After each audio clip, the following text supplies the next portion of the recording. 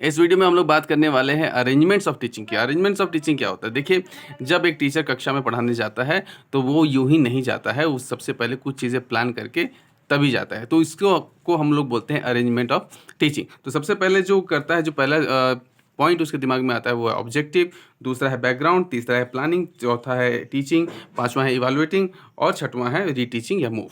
तो ये सबसे पहले देखते हैं ऑब्जेक्टिव। ऑब्जेक्टिव का मतलब होता है गोल।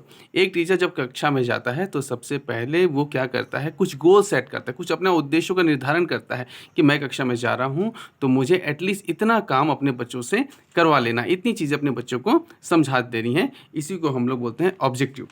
अब जब उसने ऑब्जेक्टिव का निर्धारण कर लिया है तो उसके बाद वो क्या करेगा, वो बच्चों के बैकग्राउंड के बारे में पता करेगा। बैकग्राउंड का मतलब ये नहीं कि उसका सोशियो इकोनॉमिक बैकग्राउंड, उसके मानसिक स्तर का बैकग्राउंड, कि वो किस लेवल तक किस नॉलेज को कितना जानता है, उस स्तर का पता लगाता है। क्योंकि बिना इसके पता लगाए यदि वो अपनी टीचिंग प्रारंभ कर देगा तो उसके लिए दिक्कत हो जाएगी, बच्चों के लिए बड़ी मुश्किल होने वाली है, क्योंकि उनको चीज़ें समझ में नहीं आएंगी। तो इसीलिए टीचर क्या करता है कि बच्चों का जो एकेडमिक बैकग्राउंड है, उनकी मानसिक स्तर का जो बैकग्राउंड है, ये पता लगाता है। जब ये एक बार पता लग जाए तो फिर वो उसके बाद प्लानिंग करता है कि अपनी टीचिंग को या अपने कंटेंट जिसको प्रेजेंट करने वाला है उसको किस तरीके से वो अपने बच्चों के सामने प्रेजेंट करे।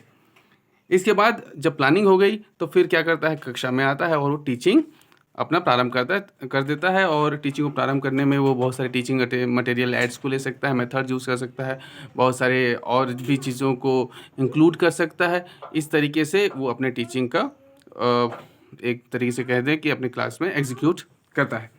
और जब टीचिंग हो गई तो टीचिंग होने के बाद क्या आएगा, बच्चों को हमने तो पढ़ा दिया, अब बच्चा कितना सीखा नहीं सीखा, क्या जाना नहीं जाना, इसके लिए क्या करना पड़ेगा, इसके लिए करना पड़ेगा इवैल्यूएशन। तो इसके बाद का चरण है, टीचिंग के बाद का जो चरण है वो इवैल्यूएशन। इवैल्यूएशन के लिए वो टेस्ट ले सकता है, वो सेमिनार से आपको जज कर सकता है, वो 6 महीने या जो एनुअल एग्ज़ाम है वो ले सकता है, हाफ ईयरली ले सकता है, मॉडल एग्ज़ाम ले सकता है, क्वार्टरली एग्ज़ाम ले सकता है, विभिन्न प्रकार के अन्य टेस्ट ले सकता है। इस तरीके टेस्ट से वो पता लगाने की कोशिश करेगा कि आपने कितना सीखा और उस टीचर की सफलता कितनी उसको प्राप्त हुई। इसके बाद जब इवैल्यूएशन हो गया तो इवैल्यूएशन के बाद क्या पता चलेगा, इवैल्यूएशन के बाद ये पता चलेगा कि बच्चे ने कितना सीखा है, बच्चे का नॉलेज का स्तर अब क्या है। तो इसके बाद यदि आवश्यकता पड़ेगी तो टीचर क्या करेगा, रीटीच करेगा।